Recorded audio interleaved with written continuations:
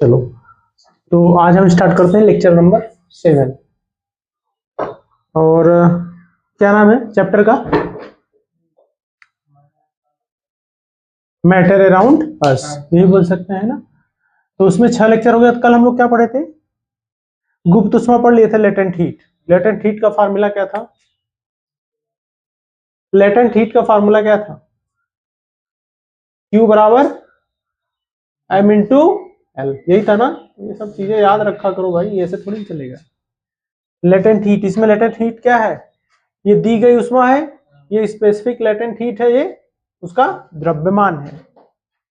बता दिया था मैं।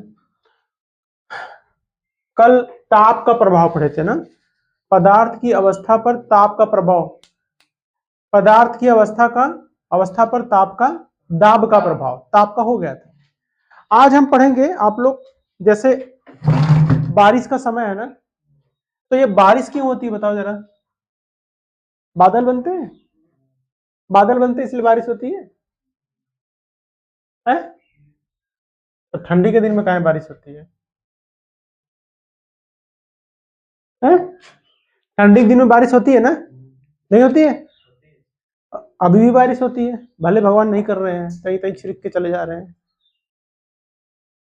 ठंडी के दिन में कम बारिश होती है, अभी ज्यादा होती है। तो क्या ऐसा है कि ठंडी के दिन में कम बारिश होती है, गर्मी के मौसम में ज्यादा बारिश होती है?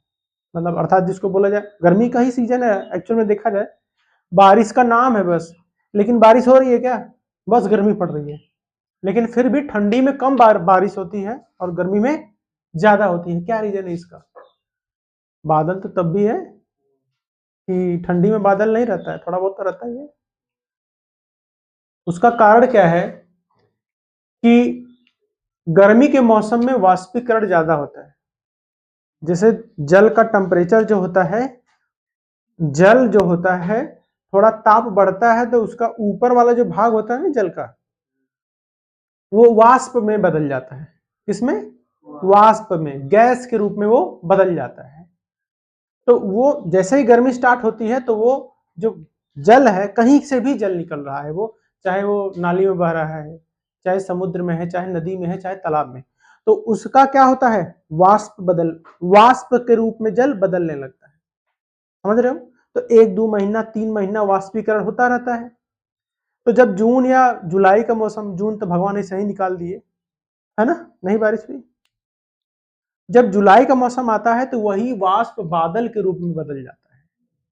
जब वाष्प एक जगह ढेर सारा इकट्ठा हो जाएगा, जैसे धुआं कम है, जैसे धुआं कम होता है तो क्या होता है कि हमें आर पार दिखाई देता है, लेकिन धुआं खूब ढेर का हो जाए तो आर पार दिखाई, तो बादल कम रहते हैं तो सफेद दिखते हैं, लेकिन वही बादल जब घने हो जाते हैं ढेर सारा तो कैसे हो जाते हैं? ब्लैक दिखने लगते हैं, और उसमें वाष्प की मात्रा बहुत ज्यादा हो जाती है। जब काले बादल बनते हैं तभी सब लोग क्या बोलते हैं कि बारिश होने वाली, लेकिन अब काले बादल बन रहे तब वो बारिश नहीं हो रही है ना। हम लोग नरक कर दिए हैं, पूरा धरती खराब कर दिए हैं। नहीं तो पहले, आज से 10 साल 15 साल पहले इतनी बारिश होती थी जून जुलाई में कि मजा आ जाता था। अब तो मुझे लगता है छोटका गढ़ावा नहीं भरता है। पहले जहां घर ये बना है, ये बहुत बड़ा तालाब था, यहाँ बहुत बड़ा तालाब था। हाँ, बहुत बड़ा पोखरा था ये। मतलब आप लोग का जहाँ घर है वो भी पूरा नाला था वो।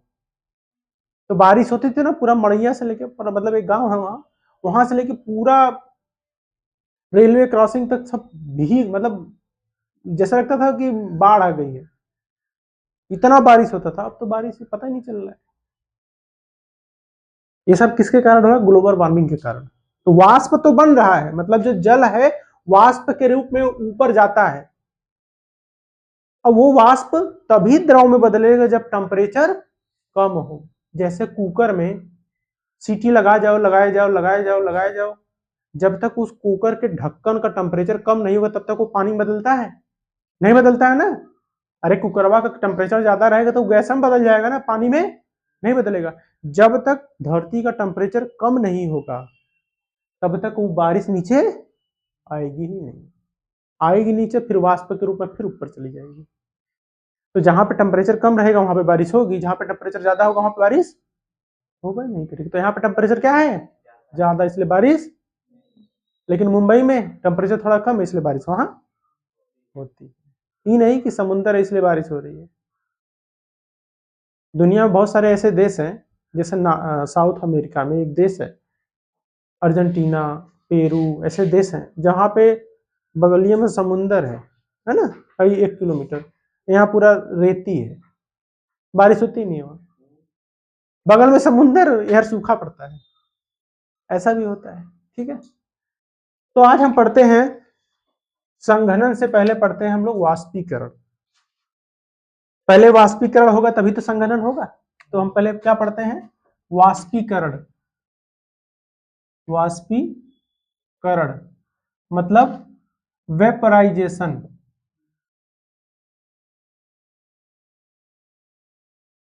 या इसको ई वेपराइजेशन भी बोल सकते हैं। ठीक है, वेपराइजेशन भी इसको बोल सकते हैं।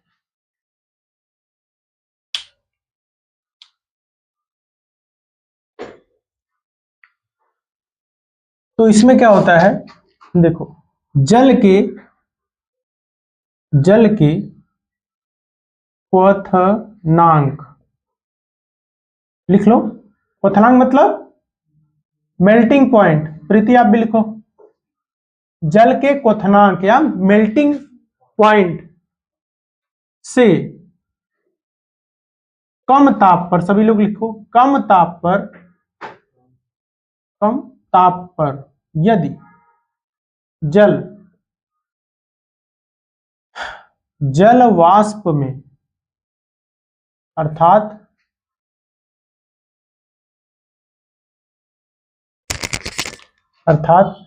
गैसीय अवस्था में बदलने लगे, गैसीय अवस्था में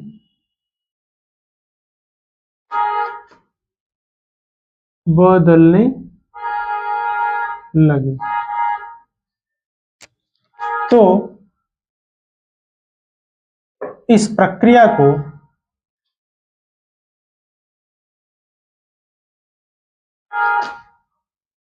जल का क्या कहेंगे, वाष्पीकरण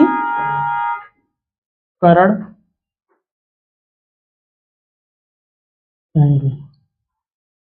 अभिनव, आपको क्लास में थोड़ा सा कॉन्फिडेंस फील होता है ना कि मैं पढ़ा हूं, लगता है ना। अब जैसे आप मोशन का परिभाषा बता दिए और कोई बता नहीं पा रहा था, मोशन की रिलेटिव मोशन, हाँ सापेक्ष गति, कोई बता नहीं पा रहा था। नहीं, पढ़ तो सब लिए, सब खत्म हो गया, दूसरा तीसरा चैप्टर चल रहा है, लेकिन उनको सापेक्ष गति का मतलब ही नहीं पता था। तो जल्दी जल्दी पढ़ने में, सही से पढ़ने में ये अंतर है। तो जल का क्वथनांक मतलब क्या है, जैसे ही जल गैस में बदलने को उससे पहले का टेम्परेचर, मतलब जिस बिंदु पे जल क्या है, उबलता है। कब उबलता है, 100 डिग्री पे, है ना। तो मतलब वाष्पीकरण कब होगा जल का, वैसे तो जल का वाष्पीकरण होता ही रहता है ना। 0 डिग्री है तब भी वाष्पीकरण हो रहा है, लेकिन इसमें क्या है, वाष्पीकरण एग्जैक्टली कब ज्यादा होगा, जब जल का ताप 100 डिग्री सेंटीग्रेड से कम हो। 100 डिग्री सेंटीग्रेड से ज्यादा होगा तब तो पूरा गैस में बदल जाएगा ऑलरेडी। तो 100 डिग्री सेंटीग्रेड से पहले का ताप वो 1 डिग्री भी हो सकता है, समझ गया ना।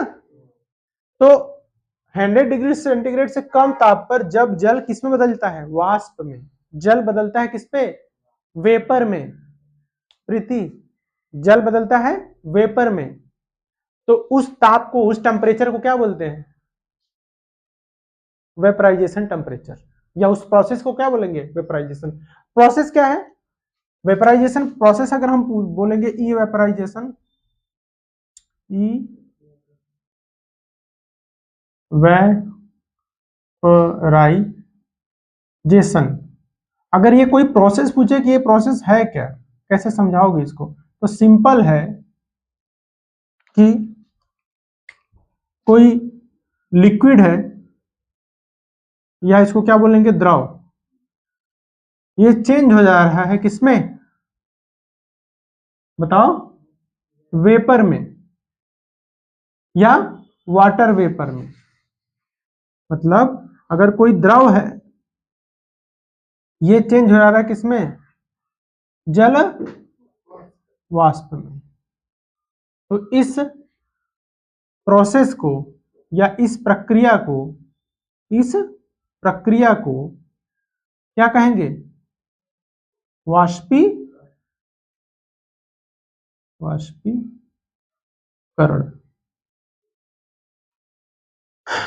ठीक है।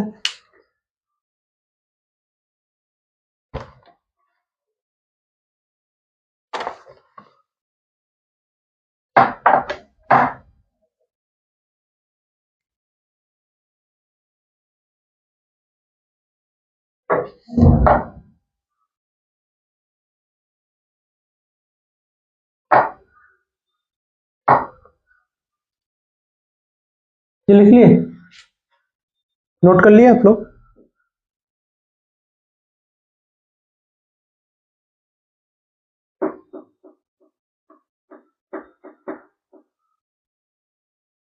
अभी तो बस आप वाष्पीकरण समझे। वाष्पीकरण होता क्यों है? 0 डिग्री सेंटीग्रेड पे भी वाष्पीकरण होता है ना? होता है ना? देखते हो ना आप लोग, गैस में से धुआं जैसा निकलता है ना, वो क्या है? वाष्प है, उसका वेपर है। तो 0 डिग्री पे क्यों होता है वाष्पीकरण? गलन की गुप्त उष्मा पढ़ाया हम ना, क्वथन की गुप्त उष्मा। क्या बताते हैं? एक तो गलन की गुप्त उष्मा थी, एक क्या थी? क्या था? 2 चीज था ना, गलन की गुप्त उष्मा और 2 चीज बताया था ना। क्या क्या था बताओ? देखो, सब चीज में ही बताओ।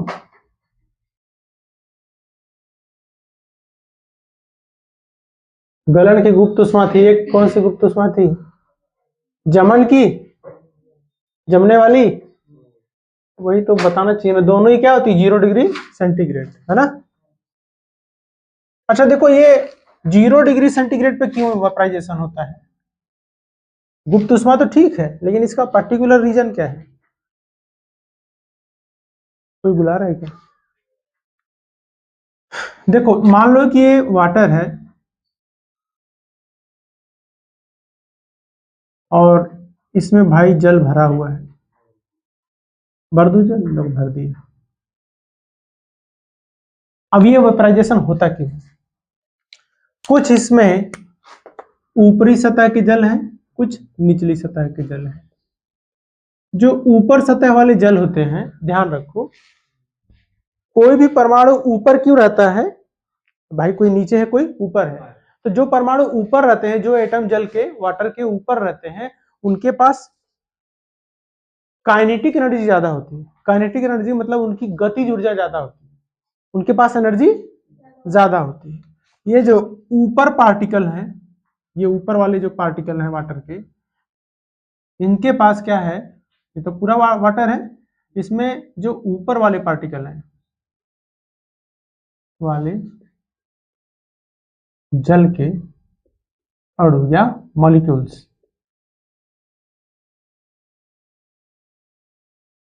इनके अणुओं के पास जो मॉलिक्यूल्स है, काइनेटिक एनर्जी ज्यादा होती है। Kinetic energy higher. Kinetic energy क्या होती है? हाईएस्ट होती है। इनके पास जो काइनेटिक एनर्जी है वो क्या है? हाईएस्ट। जब इनके ऊपर काइनेटिक एनर्जी मतलब गतिज ऊर्जा इनकी क्या है? ज्यादा। गतिज ऊर्जा का मतलब क्या है बेटा? जो ऊर्जा हमें गति में लाने के लिए आवश्यक होती है। जैसे हम चल पा रहे हैं, इसका रीजन क्या है? गतिज ऊर्जा। गतिज ऊर्जा के कारण ही हम लोग चल पाते हैं। लिखो इसको। और गतिज ऊर्जा नहीं रहे तो हम चलेंगे ही नहीं। जैसे गाड़ी चलती है, ट्रेन चलती है, तो उसमें क्या होता है? एक ऊर्जा गतिज ऊर्जा में बदलती है, जिसके कारण वो चीज चलती है। अगर गतिज ऊर्जा नहीं है तो कोई भी चीज नहीं चलेगी। ठीक है? तो गतिज ऊर्जा होती है इनकी ऊर्जा, जो गतिज ऊपर के कण है उनकी गतिज ऊर्जा ज्यादा होती है। जब गतिज ऊर्जा ज्यादा होती है तो यही जल के अणु जो हैं धीरे धीरे जल के अणुओं के बीच, मतलब मॉलिक्यूल्स के बीच की दूरी क्या होगी, बढ़ जाएगी, है ना। जब वाटर के मॉलिक्यूल्स के बीच का डिस्टेंस बढ़ जाएगा, मतलब था डिस्टेंस इतना छोटा सा, जब ऊपर वाले परमाणुओं के बीच में काइनेटिक एनर्जी बहुत ज्यादा हो जाता है तो इनकी दूरी क्या हो जाती है, ऐसे रहती है, लेकिन इनके बीच की दूरी क्या हो जाती है, थोड़ा बढ़ जाती है। तो इनके बीच की दूरी जो डिस्टेंस है क्या हुई, डिस्टेंस इंक्रीजेज। तो ऊपर के जो परमाणु है उनके बीच की दूरी क्या हो गई, बढ़ गई। जब उनके बीच की दूरी बढ़ गई, इतनी बढ़ गई कि वो क्या हो गए, गैस में बदल गए, गैसीय अवस्था में आ गए। तो ऊपर के परमाणु गैसीय अवस्था में आ गए, तो जब ये गैसीय अवस्था में रहेंगे तो क्या जल में घुले रहेंगे, जल में नहीं घुलेंगे वो। जब ये गैसीय अवस्था में आ गए, ये क्या है, इनके मॉलिक्यूल्स के बीच की दूरी बढ़ गई, इनकी गतिज ऊर्जा ज्यादा है, तो ये किस में चेंज हो जाएंगे, गैसीय फॉर्म में।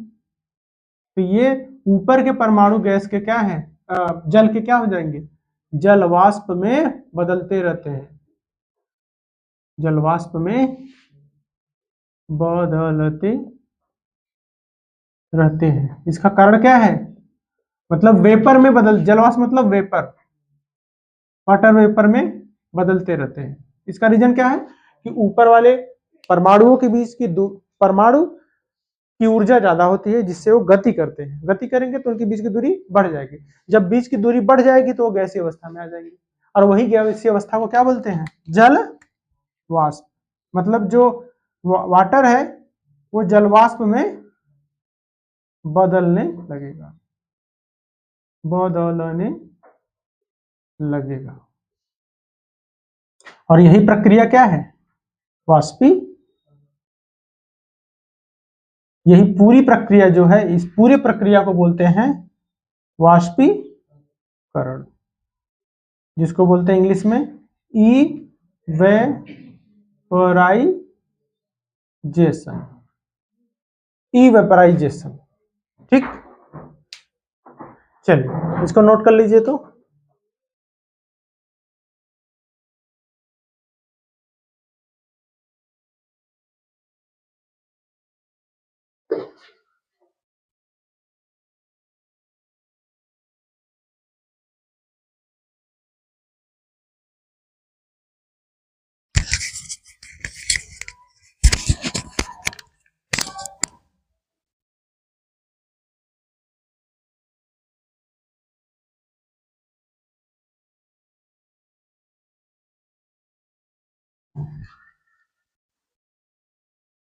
चलो अब पढ़ते हैं हम लोग। लिखो, जलवाष्प को प्रभावित करने वाले कारण,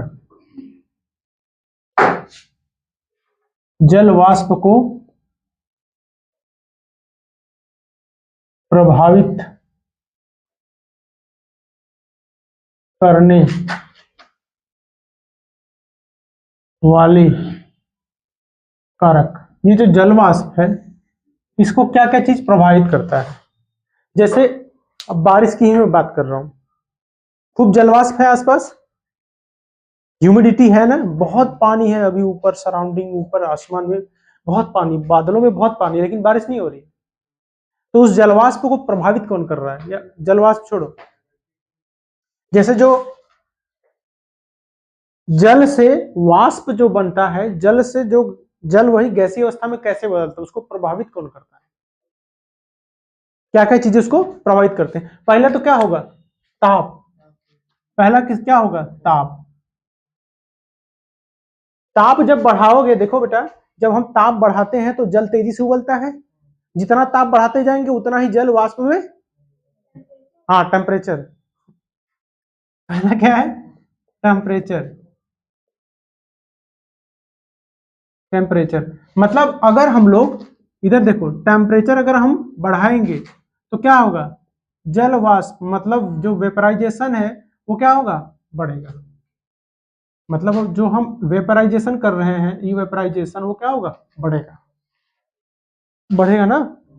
अरे भाई जल को गर्म करेंगे, ज्यादा गर्म करेंगे, जैसे मैं क्या बोला, ठंडी में कम जलवाष्प, वाष्प कम बनता है, लेकिन गर्मी में ज्यादा क्यों बनता है, क्योंकि गर्मी में टेम्परेचर ज्यादा रहता है, तो टेम्परेचर गर्मी में बढ़ता है तो जलवाष्प भी बढ़ेगा, इसीलिए गर्मी के बाद बरसात आती है ना, नहीं तो ठंडी के बाद बरसात आ जाती है ना। तो गर्मी में ज्यादा जलवाष्प होता है, जलवाष्प बनता है, टेम्परेचर बढ़ता है, इसलिए बारिश गर्मी के बाद होती ही होती है। हो सकता है भगवान खुश हो तो बारिश कर दे, ठीक है। अब अगर हम लोग टेम्परेचर डाउन कर दे, ठंडी का मौसम आ गया, तो जलवाष्प का बनना क्या हो जाएगा, कम हो जाएगा ना, मतलब इवेपराइजेशन कम हो जाएगा, समझिए। टेम्परेचर ठंडी में क्या हो जाएगा, कम हो जाएगा, ताप कम हो जाएगा, तो जलवाष्प कम बनेगा, इसलिए बारिश का संभावना कम हो जाएगा, है ना, ठीक है। बारिश में भी ठंडी में भी बारिश होती है, उसका कारण कुछ और होता है। और गर्मी में जो हवा होती है समुद्र से धरातल की ओर चलती है, समुद्र से पृथ्वी की, क्या बोलते हैं, समुद्र से जमीन की ओर चलती है, जमीन की ओर, और ठंडी में जमीन से समुद्र की ओर चलती है। तो ये भी रीजन है कि बारिश नहीं होती है ठंडी में, लेकिन रेयर चांस में होती है, उसका रीजन कुछ और होता है।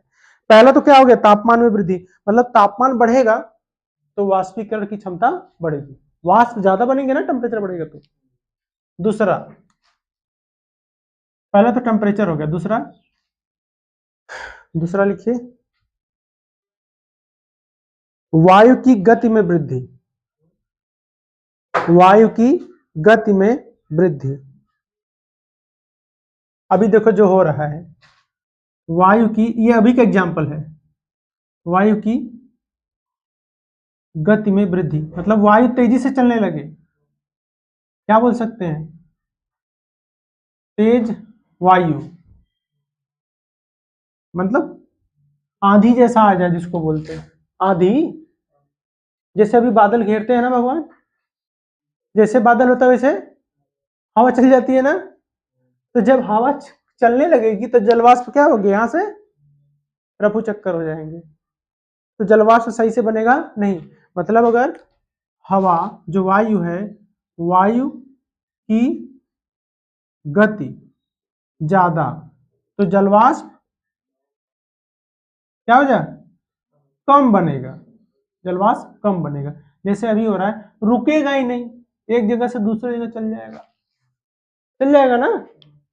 जैसे अभी यहाँ पे जलवाष्प था, जैसे घेरे थे भगवान, थोड़ा सा बारिश हुई, हवा चली गई, चले गए यहाँ से, तो जलवाष्प कम हो गया। अभी देखो जलवाष्प कम हो गया ना, बादल चले गए यहाँ से। अब वायु की गति अगर कम हो जाए, वायु चले लेकिन वायु की गति क्या हो, देखो कभी भी अगर वायु की गति कम रहती है तब खूब बारिश होती है ना। तो जब वायु की गति कम हो जाएगी तो जल वाष्प क्या होगा, ज्यादा बनेगा, जलवाष्प ज्यादा बनेगा, ज्यादा बनेगा तो ज्यादा बारिश होगी। लेकिन अभी हो क्या रहा है, जलवाष्प तो बन रहा है, लेकिन हवा चल के जलवाष्प जाए यहाँ से दूसरी जगह बारिश हो जा रहा है ना। तो ये कारण है वायु की, इसलिए हवा चलती है तो इसलिए बारिश नहीं होती, क्योंकि जलवाष्प यहाँ से चला जाता है। बोलते हैं ना सब लोग, अरे देखो बादल जाता, हवा चलो तो भगवान बादल हट गए, तो बादल नहीं, जलवाष्प हट गया, ठीक। तीसरा,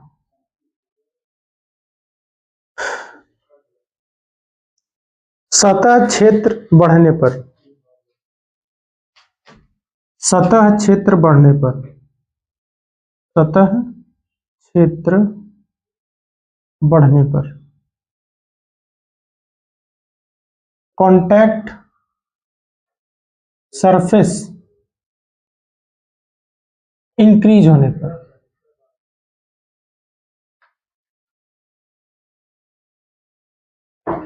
देखो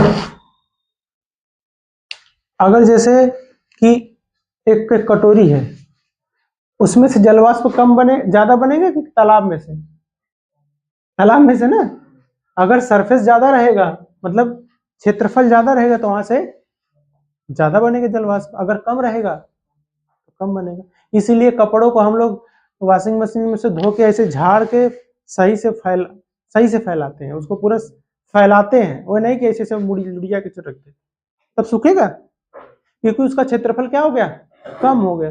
जब क्षेत्रफल कम होगा तो उसमें से जलवाष्प कम बनेगा।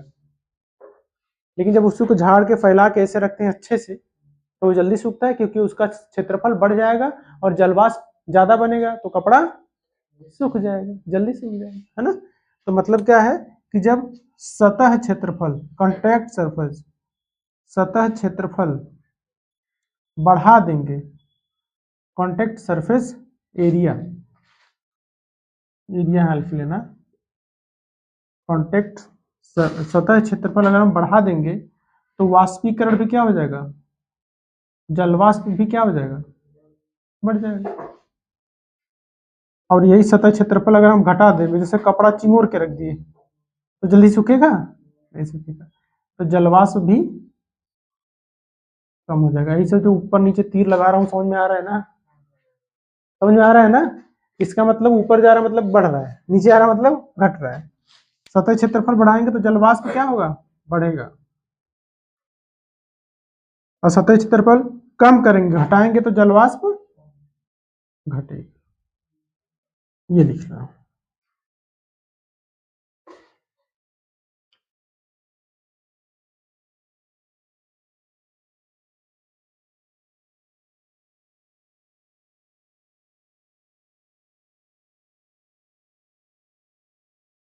नेक्स्ट लिखो चौथा, आर्द्रता। आर्द्रता इसको बोलते हैं नमी, या बोलो ह्यूमिडिटी, जो अभी है, अभी है ना। इसका मतलब क्या होता है, ह्यूमिडिटी का मतलब क्या होता है, हा? नमी क्या होता है, जैसे ह्यूमिडिटी के टाइम में पसीना बहुत होता है, अगर ह्यूमिडिटी बढ़ गई तो वाष्पीकरण कम होगा, क्योंकि अगर वायु में ऑलरेडी बहुत ढेर सारा वाष्प है तो फिर से और दूसरा वाष्प नहीं बनेगा। मतलब ह्यूमिडिटी अगर बढ़े, आर्द्रता अगर बढ़ जाए, आर्द्रता अगर बढ़े मतलब नमी, अर्थात क्या बोल सकते हैं, या जल में वाष्प या नमी बढ़े, बढ़ती है तो जलवाष्प बनने की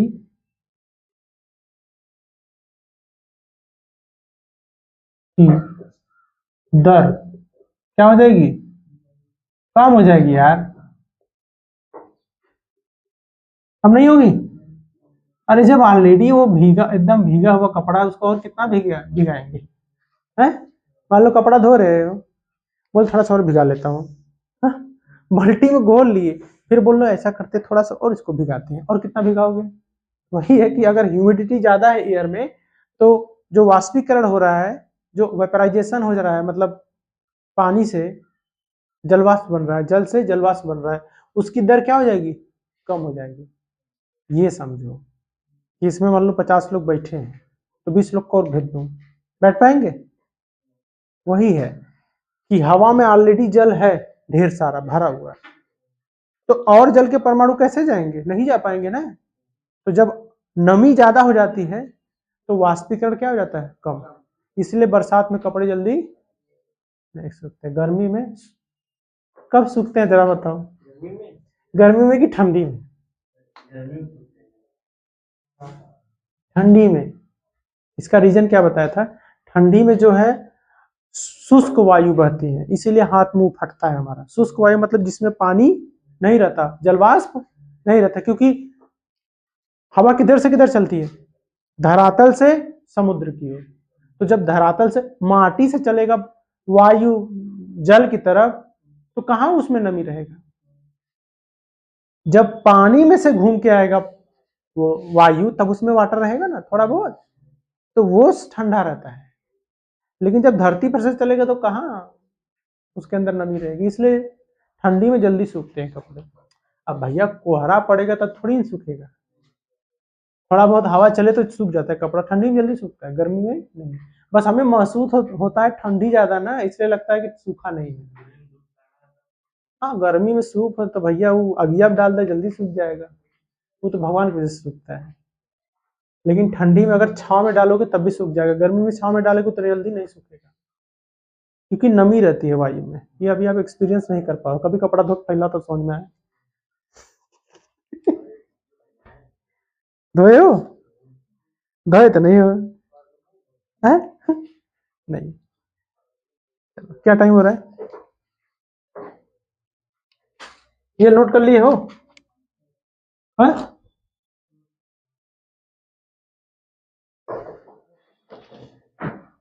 अब वेपराइजेशन समझ गए ना, 4 चीजों के ऊपर डिपेंड करता है। पहला टेम्परेचर, दूसरा वायु अगर तेज चलेगी जलवाष्प भाग जाएगी इधर से उधर, तीसरा कॉन्टेक्ट सरफेस, जितना बड़ा क्षेत्रफल होगा उतना ही ज्यादा वेपराइजेशन होगा। तालाब में से कटोरी की तुलना में ज्यादा होगा, टंकी की तुलना में ज्यादा होगा, बाल्टी की तुलना में ज्यादा होगा, और तालाब से ज्यादा नदी से होगा, झील से होगा, झील से ज्यादा नदी में होगा, नदी से ज्यादा समुद्र में होगा, और समुद्र से ज्यादा कहाँ होगा? प्रशांत महासागर में, वो भी तो समुद्र है ना? चलो अब एक सवाल लिखो जरा, तो लिखिए लिखिए। वाष्पीकरण के कारण शीतलता कैसे होती है? How does evaporation cause cooling? वाष्पीकरण के कारण शीतलता कैसे होती है? वाष्पीकरण के कारण शीतलता कैसे होती है?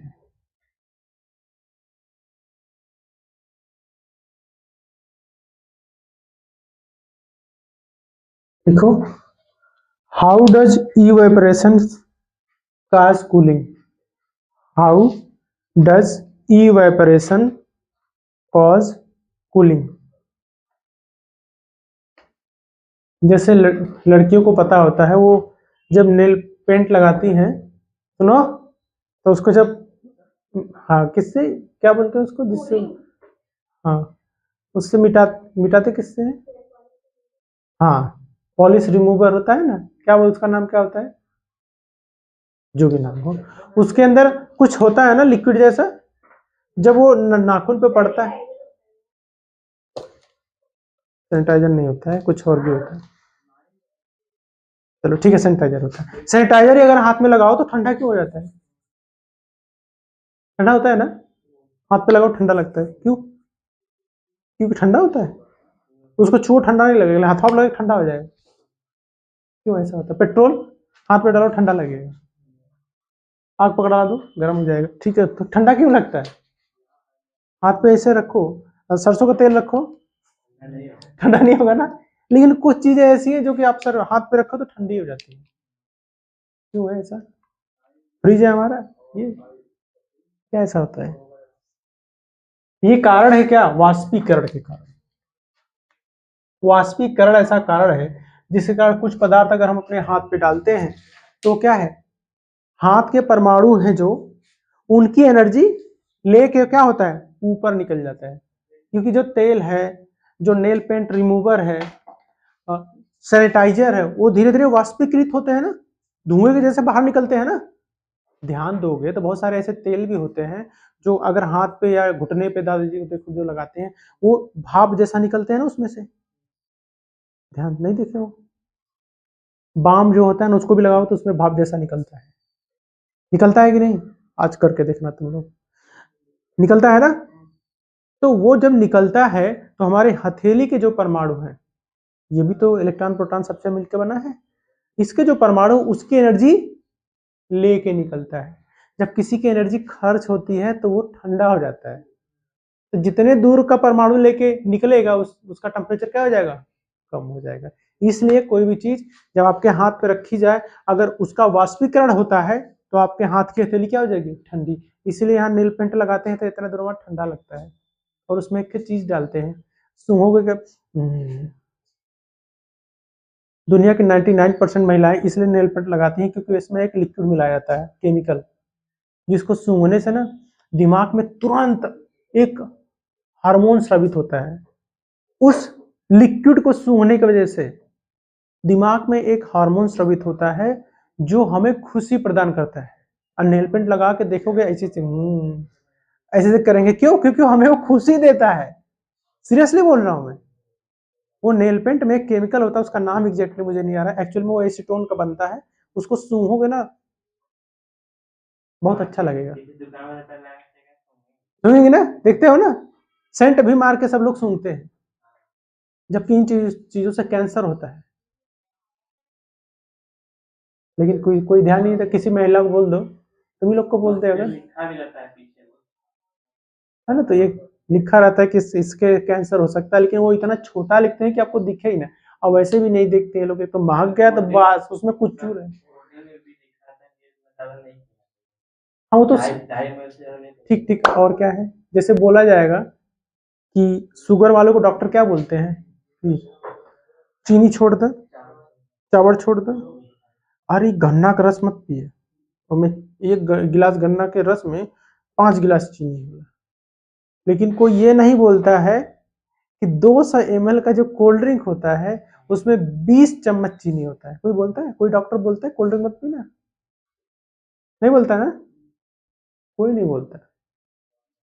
तो ये किसी दुकान वाले की गलती नहीं है। दुकान वाले तो भाई दुकान है, वो बेचेंगे। गलती किसकी है? ब्रांड की। वो ये सच्चाई नहीं बताते हैं। सब जानता हूं मैं भाई साहब, इसलिए तो मैं कभी उसको छूता नहीं। मेरे घर में कुछ लोग ऐसे हैं जिनको आदत है सब पीने की, इसलिए मुझे लाना पड़ता है। तो मैं तो पानी भी गर्म पीता हूँ। तुम लोग ठंडा पानी लाते हो कभी? मैं पीता हूँ बहुत मुश्किल, रेयर चांस में, वो भी यहाँ ही तक पहुंचता होगा बस। उसके बाद यहीं से भाप बन के उड़ जाता होगा, अंदर लेता भी नहीं मैं। ठीक है चलो। हाँ तो शीतलता कैसे होती है, कारण तो आपको समझ में आ गया होगा ना। इसमें लिख लो जरा, वाष्पीकरण के होते समय, वाष्पीकरण के होते समय, वाष्पीकरण को होते समय कम ऊर्जा को पुनः प्राप्त करने के लिए, वाष्पीकरण को होते समय कम ऊर्जा को प्राप्त करने के लिए,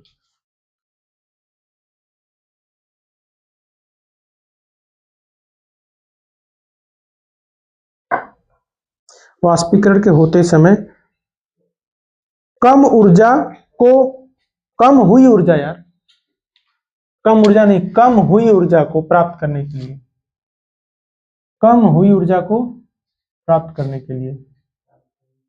हाँ, ये हाथ तो नहीं बना पाऊंगा यार। चलो कोई बात नहीं, मजाक वाला हाथ बनाया हूं, ठीक है वाला, ठीक। कम हुई ऊर्जा को प्राप्त करने के लिए द्रवों के कण अपने आसपास से ऊर्जा का अवशोषण करते हैं। द्रवों के कण, द्रवों के कण अपने अपने आसपास के कणों से, अपने आसपास के कणों से ऊर्जा का अवशोषण करते हैं।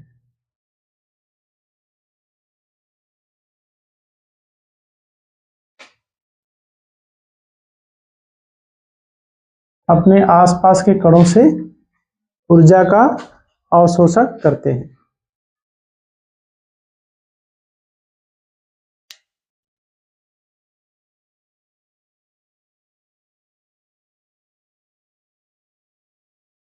ये कण जहां से अपनी ऊर्जा निकालते हैं, ये कण लिखो, ये कण जहां से अपनी ऊर्जा निकालते हैं उस क्षेत्रफल, ये कण जहां से अपनी ऊर्जा निकालते हैं उस क्षेत्रफल, उस क्षेत्रफल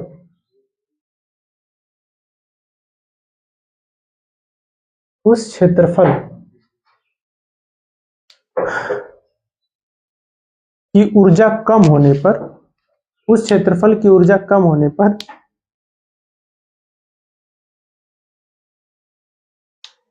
आसपास ठंडक होने लगती है, आसपास ठंडक होने लगती है और आसपास ठंडक होने लगती है और शीतलता बढ़ जाती है। रुको समझा देता हूं। देखो, मान लो कि यहां पे आपने इस एरिया हथेली पे आपने इतना दूर तक पेट्रोल छिड़क दिया, जलाना नहीं, पेट्रोल छिड़कना बस, ठीक है। आपके हाथ पे ऐसे पेट्रोल है ना, यहाँ पे पेट्रोल है। तो पेट्रोल का गुण क्या होता है कि पेट्रोल वाष्पीकृत होता है बहुत तेजी से, होता है ना। यहाँ पे आपने पेट्रोल डाल दिया, ये हाथ है, बना लो हाथ, जरा बनाओ तो मेरे जैसा अच्छा सा हाथ। बनाया ना, ठीक बनाया ना। और कैसे बनाओ, गड़बड़ बन गया था, ऐसा मान गया था हाथ, जैसे लग रहा था कि किसी चिंपैंजी का हाथ है, ठीक है। तो ये देखो, यहाँ पे अगर हमने इस हथेली पे पेट्रोल डाल दिया, तो पेट्रोल का गुण क्या होता है कि ये ऑलरेडी वाष्पीकृत है ना, वाष्पीकृत होता है ना। अभी आप मान लो पेट्रोल टंकी है ना, उसका ढक्कन खोल के रख दो ना, तो सवेरे तक पेट्रोल 1 ml नहीं बचेगा, सब वाष्पित होके बाहर निकल जाएगा। देखो ना, उसका टंकी का जो ढक्कन होता है अलग तरीके का होता है ना, ऐसा बंद होता है कि उसमें से गैस भी ना बाहर आए, उसका लॉक ऐसा होता है। अगर हम ऐसे ही किसी भी डब्बे में भर के रख दिए ना, तो 10-12 दिन में अधिया देगा, क्योंकि वो वाष्पीकृत होता है। देखो, अब जब ये पेट्रोल है, हाथ पे रखे हम, पेट्रोल मान लो, एसीटोन मान लो, एसीटोन होता है, एक होता है नेल पेंट, एक होता है व्हाइटनर। चलो इसको जाने दो। व्हाइटनर का लोग नशा करते हैं, व्हाइटनर तुम लोग लगाए हो, तुम लोग सूंघते भी हो उसको, सुनते हो ना, आदत मत लगाना, वो बहुत खतरनाक नशा होता है। अगर उसकी आदत पड़ गई ना, बच्चे उसको क्या करते हैं, उसको सॉक्स में या हैंकी में उसको गिरा लेते हैं, फिर उसको सूंघते हैं, वो बहुत खतरनाक। हाँ, इसमें कैसे नहीं गिरा लेंगे, जिसको नशा उसको कुछ नहीं दिखता। तो सॉक्स मतलब जूतावा वाला थोड़ी निकाल के उसमें रखते हैं, तो क्या है, बहुत देर तक रह जाता है, हैंकी में से तो गिर जाएगा, उसमें रखेंगे तो पता भी नहीं चलेगा, मोजा में का हो कुछ नहीं हुई। यहाँ वो सूंघेंगे उसको पूरा एकदम मजे से, वो बहुत खतरनाक नशा होता है, बहुत खतरनाक, मतलब नॉर्मल नशा जो लोग ड्रिंकिंग करते हैं उससे खतरनाक है। 1 साल मिटाने वाला नहीं, उसके ऊपर फिर से लिखने वाला, व्हाइट वाला जो होता है बहुत खतरनाक होता है। आप सूंघो उसको, बड़ा अच्छा लगता है सूंघ के, मैं भी ऐसे मिटाते मिटाते ना, आप ऐसे करने लगोगे, जैसे बूट पॉलिश करते हैं तो लोग ऐसे बूट पॉलिश करते करते करते करते ऐसे आ जाते हैं। बूट पॉलिश अच्छा लगता है ना सूंघने में। हाँ, बहुत सही बोलिए, सूंघो इसको, बहुत अच्छा महकता है, इसमें भी वही चीज है, क्योंकि उस टाइम मैं इसमें इंक डाला रहता हूँ, ये भी खराब ही है, लेकिन मैं थोड़ा इससे परहेज करता हूँ। तो हम इसके ऊपर, ये भी क्या है, इसको भी अगर इंक आपके ऊपर ये मैं गिरा दूं ना, इंक नॉर्मल इंक गिराऊंगा तो ठंडा नहीं लगेगा, ये इंक गिराऊं देखो ठंडा हो जाएगा, आपका सरफेस ठंडा हो जाएगा जहाँ गिरेगा। क्यों? क्योंकि वो उसका लिक्विड जो है वाष्पीकृत हो जाएगा, स्याही बच जाएगी नीचे, स्याही तुरंत सूख जाएगी और जल जो है वाष्पीकृत हो जाएगा। इसके अंदर भी एसीटोन है, तो ये क्या होगा, तो ये क्या हो जाएगा, इस हाथ से ये क्या करेंगे, वाष्प के रूप में इसके जो कण है बाहर निकलने लगेंगे, इसका जो लिक्विड है वो क्या हो जाएगा, वाष्पित, मतलब इसके जो लिक्विड इसके अंदर गिरे हैं वो क्या होंगे, वेपराइज हो जाएंगे। वेपराइज जब हो जाएंगे मतलब वाष्पीकरण हो जाएगा इसका।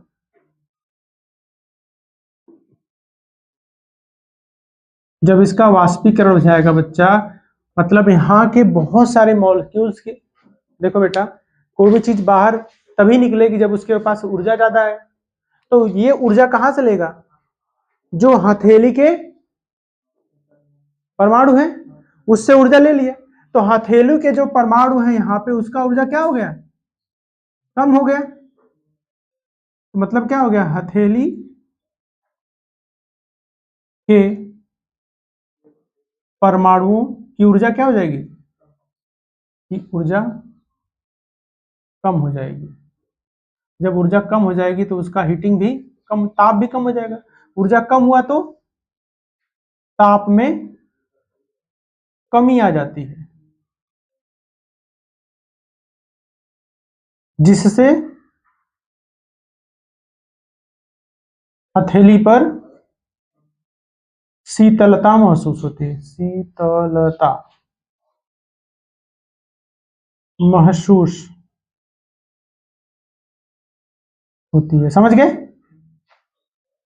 किसी भी एटम से उसका एनर्जी निकालोगे तो वो ठंडा हो जाएगा, तो इसलिए टेम्परेचर उसका कम हो जाता है। ठीक है, तो ये रीजन है कि जो वाष्पीकृत वाले मैटर है उनको किसी चीज पे डालते हो तो उसका सरफेस उतना दूर तक ठंडा हो जाता है। ठीक है, ये जैसे इंक है, लिख लो पहले इसको। अच्छा, 2-3 प्रश्न है। घड़े का पानी जो होता है वो ठंडा क्यों होता है? घड़े में पानी रखते हैं ना, तो ठंडा कैसे हो जाता है? बताओ बताओ। मिट्टी का बना है तो इसलिए मिट्टी का बना है, लेकिन ठंडा क्यों होता है? देखो, घड़े का जो बर्तन, मतलब जो मिट्टी का बर्तन होता है उसके बीच में थोड़े थोड़े छिद्र होते हैं, छोटे छोटे, बहुत छोटे, तभी तो अंदर पानी रहता है, ऊपर भी बाहर नमी रहती है ना, घड़े के ऊपर नमी रहती है ना, तो बाहर का टेम्परेचर अलग होता है, अंदर का टेम्परेचर अलग। अंदर का टेम्परेचर थोड़ा कम होता है, बाहर का टेम्परेचर जब आता है ना, बाहर जब टेम्परेचर ज्यादा रहेगा घड़े के, तो उसमें क्या होता है, रुको तुम लोग को समझा देता हूँ। तो घड़ा बना लूंगा मैं, घड़ी नहीं बनाऊंगा। घड़े का पानी ठंडा क्यों होता है? क्या टाइम हो रहा है जी? बोलो। वो उसको जाना है जूडो कराटे सीखने। तुम ही बताओ, बताओ बताओ। और टाइम है, जल्दी हो रहा है इन दोनों को।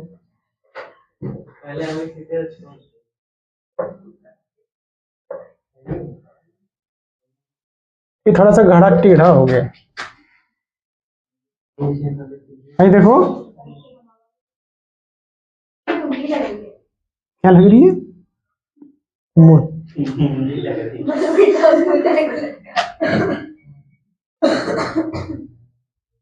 अब तुम बनाओ जरा, देखो तुम्हारी मुंडी कैसी है, तुम बनाओ जरा। मान लो ये आपका घड़ा है, लग रहा है सुराही, ठीक है, इसमें हम वाटर भर दिए। दिक्कत क्या है ना, इसको सही से बनाया नहीं है, मशीन से नहीं बनाना है, हाथ से बनाना है, थोड़ा सा इसका पेनिया खराब हो गई है, लेकिन घड़ा ही है, मिट्टी का, मिट्टी का घड़ा, घड़ी नहीं है घड़ा। ठीक है, अब जब हम इसमें पानी डालते हैं बेटा ना, तो यहां पे इसके अंदर जो है ताप वो अलग होगा। ये बेटा यहां ध्यान दो, क्योंकि इसमें पूरा अंधेरा है, इसका ताप क्या होगा, कम होगा। ये जो जल है घड़े के अंदर, उसका ताप क्या होगा, कम होगा। इस घड़े के बाहर जो ताप है, घड़े का बाहर का ताप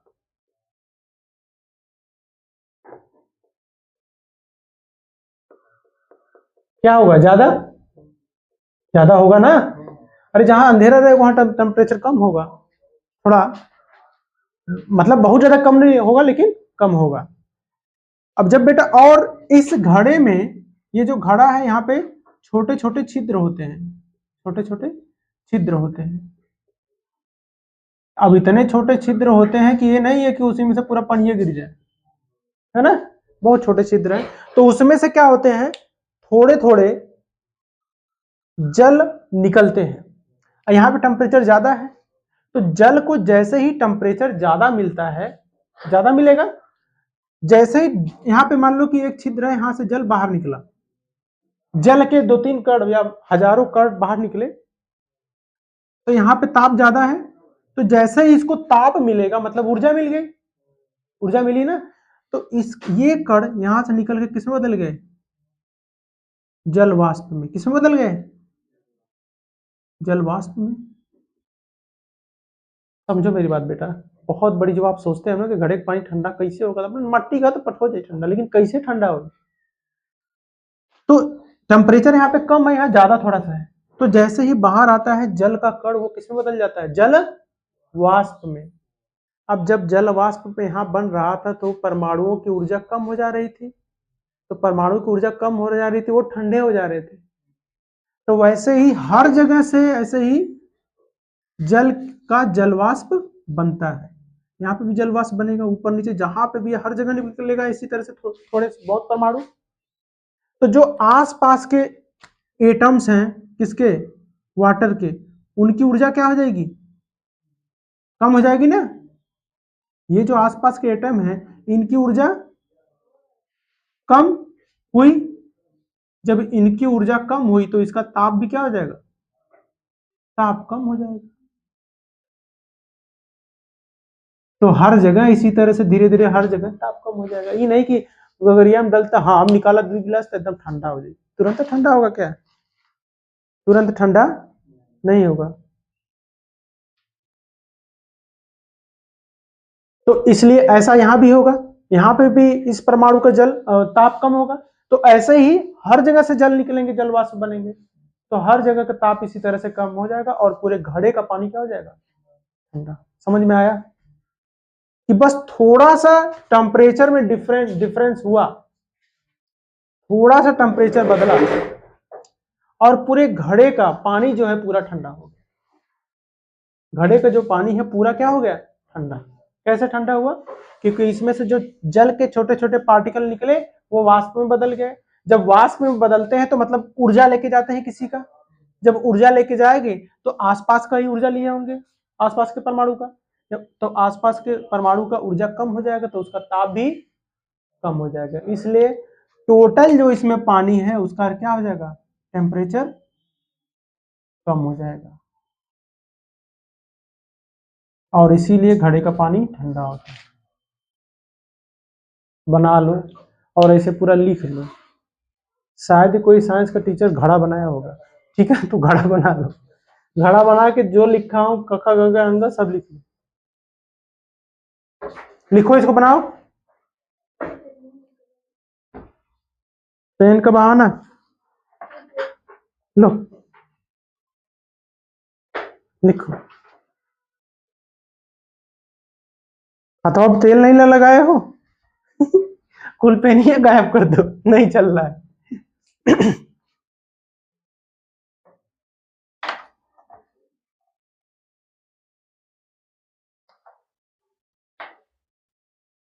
तो घड़े का पानी ठंडा होता है, समझा लोगे ना किसी को, क्या समझाओगे, बोलो।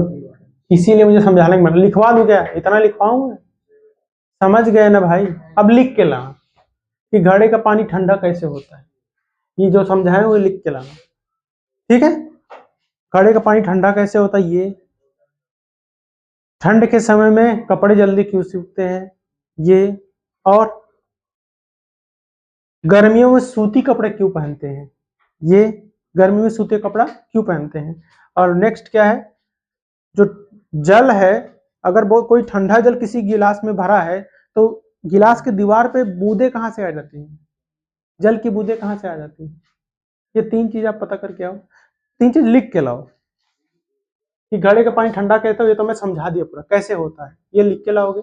दूसरा, जब ठंडे जल से गिलास भरा होता है तो उस दीवार मतलब गिलास का जो दीवार होता है उसके ऊपर जल की बूंदें कहां से आ जाती है। दूसरा, तीसरा, सूती कपड़ा हम गर्मी में क्यों पहनते हैं, 3 चीज। और ठंडी में कपड़े जल्दी सूखते क्यों है, ये तो बता दिया। इसको सिंपल बता सकते हो कि जब कोई हम घड़े में जल रखते हैं तो घड़े में उपस्थित जल का ताप थोड़ा कम होता है और बाहर का ताप थोड़ा ज्यादा होता है। घड़े में छोटे छोटे छिद्र होते हैं जिसमें से जल के थोड़े बहुत परमाणु बाहर आते रहते हैं, और वो बाहर टेम्परेचर ज्यादा होने के कारण वो वाष्प के रूप में बदल जाते हैं। जब वो वाष्प के रूप में बदलते हैं तो जल के जो बचे परमाणु हैं उनकी ऊर्जा लेके जाते हैं, जिससे उनकी ऊर्जा कम हो जाती है। जब ऊर्जा कम होगी तो उनका टेम्परेचर भी कम हो जाएगा। जब टेम्परेचर हो गया तो पूरा जल ठंडा हो जाएगा। अब एक जड़ का अणु थोड़ा निकल रहा, बहुत सारे निकल रहे हैं, लगातार निकल रहे हैं, है ना। अच्छा देखो, अगर पहले आप डालते हो घड़े में पानी तो धीरे धीरे पहले पानी क्या होता है, जैसा लगता है पनिया सोखत, ऐसे बोलते हैं ना, पानी सोख रहा है, तो सोखता नहीं है, उसके अंदर भरता है, ये जो छिद्र है ना उसके अंदर जल जाता है। जल जलता नहीं है, जल जाता है। हाँ, जल जाता है, entering in the pores of pots.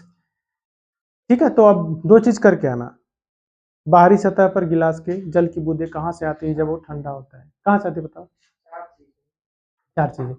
जल की बूंदें गिलास के बाहर कैसे आती हैं, जब पानी ठंडा होता है, आसपास हवा है, जब ठंडा ठंडे पानी के क्षेत्र में आ जाएगा तो जब ठंडा होता है, टेम्परेचर ठंडा होता है तो वाष्प बदल जाता है जल में।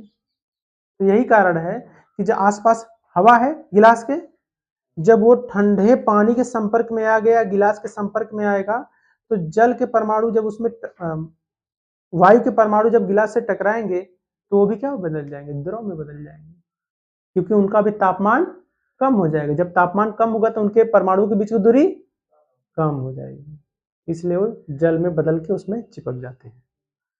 एक चीज तो बता दिए, ये तो समझा दिए, बाकी लिख के लाइए। ठीक है, बहुत हुआ आज।